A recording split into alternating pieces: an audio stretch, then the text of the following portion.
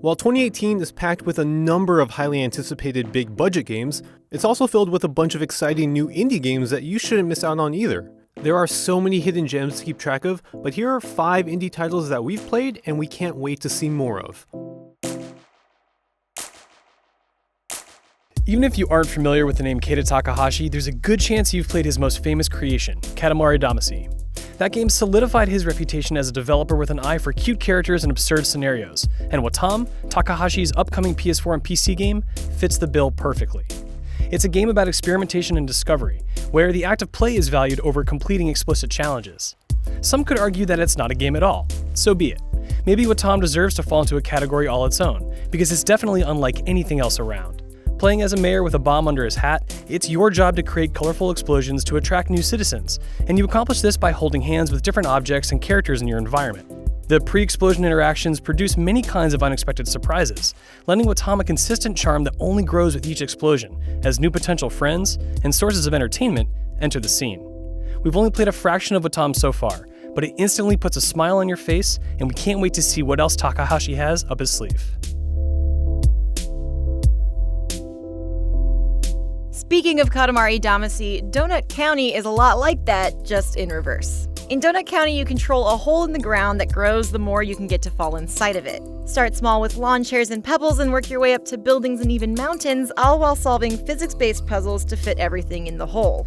Donut County is a solo project by indie developer Ben Esposito, who worked on What Remains of Edith Finch and The Unfinished Swan.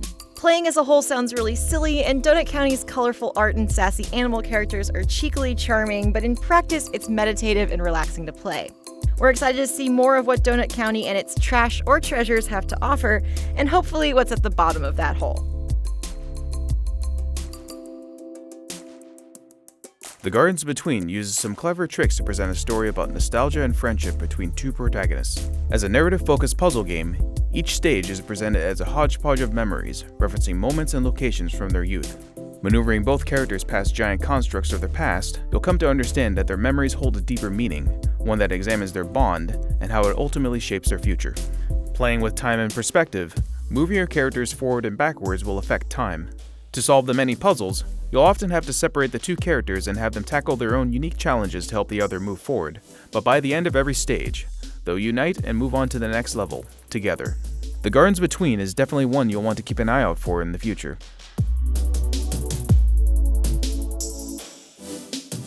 Celeste is a magical game that will challenge you in a multitude of ways. Its platforming is really hard, and you'll likely get frustrated at your fumbling fingers for failing a jump, or at your slow brain for not figuring out how to get to the next safe zone. But when you get to that checkpoint, it's satisfying to know that your fingers and brain are not, in fact, useless.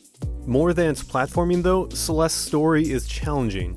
The main protagonist, Madeline, is faced with a horrible journey, both climbing a mountain and battling her own mind, and at times it's not easy to watch her suffer. The game's writing is such that it's easy to project that suffering onto yourself, and that can really make it tough to face playing the next level. But you should absolutely do so. It's a story with an ending worth the struggle, and a cast of characters so endearing, you'll be rooting for them to succeed. Just expect to fail a few leaps of faith along the way.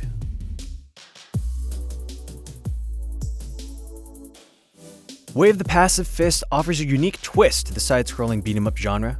Instead of relying on standard button mashing to beat up pixelated goons, the game focuses on timing-based mechanics where you parry and dodge enemy attacks to defeat them. The result plays like a bizarre love child between Streets of Rage and Street Fighter 3.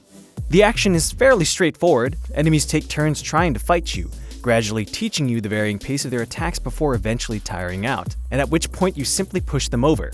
While this fighting style sounds counterintuitive for a beat-em-up, it works surprisingly well.